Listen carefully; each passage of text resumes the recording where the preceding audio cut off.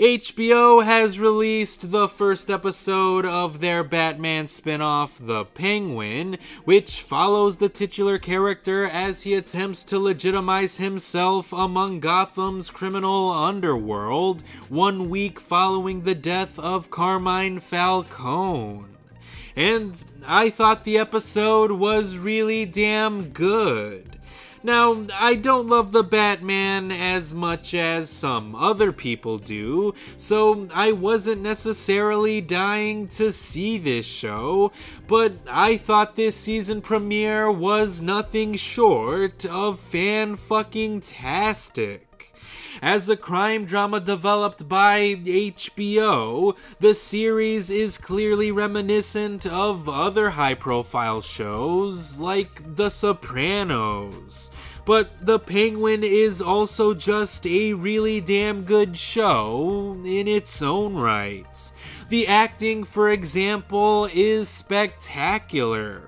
Colin Farrell obviously loses himself in his performance as the titular character, but everyone else in the cast is phenomenal as well. I was particularly impressed with Kristen Miliotti's performance as Sophia Falcone, since she was able to bring this unhinged quality to her character that I thought was absolutely chilling.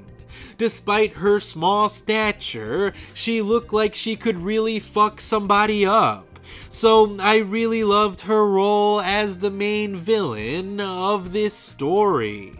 And I also enjoyed Renzi Felice's portrayal of a character named Vic.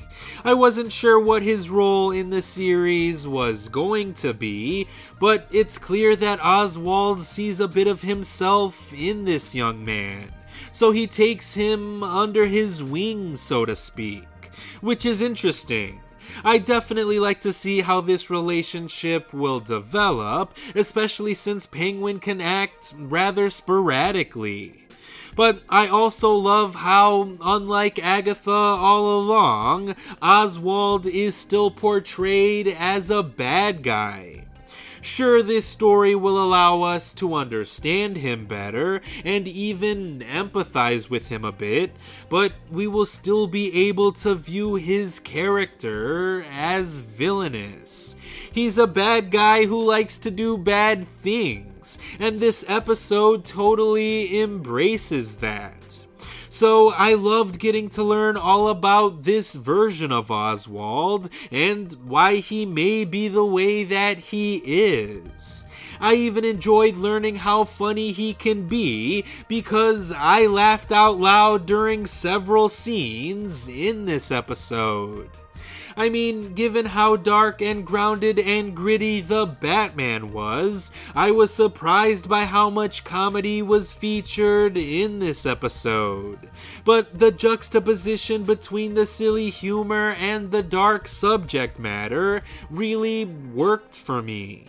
And don't let the mention of comedy fool you, because this still very much feels like the same world as the Batman. We just got to see that world from the Penguin's perspective is all. So if you happen to be a fan of Matt Reeves' The Batman, then I think you're probably going to be a fan of this series as well. And even if you weren't a fan of the movie, I think this show does a good enough job of standing on its own.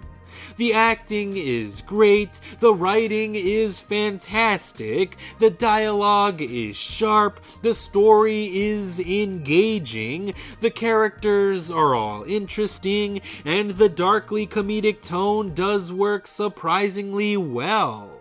Sure, some of the special effects do look a little iffy, but none of those shots really bothered me because I was fully engrossed by the story being told. I absolutely loved being back in this version of Gotham City, and I honestly can't wait to be back in it again. So if you couldn't already tell, I'm definitely looking forward to seeing the next episode of The Penguin once it gets released on September 29th.